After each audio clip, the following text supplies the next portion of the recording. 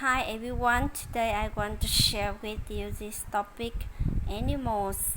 Animals are disappearing at hundreds of times the normal rate, primarily because of skewing habitats.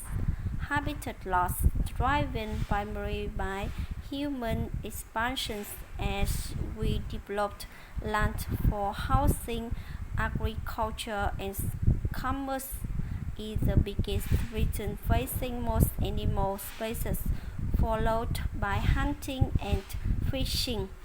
Even when habitat is not lost entirely, it may be changed so much that animals cannot adapt.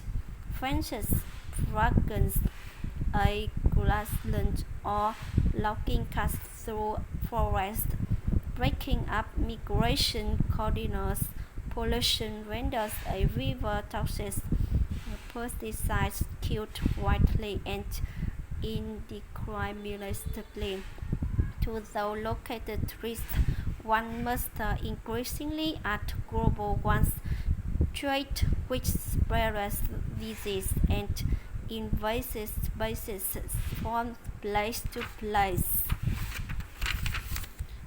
And climate change, which eventually will affect every species on Earth, starting with the animals that lie on cold mountaintops or depends on polar ice.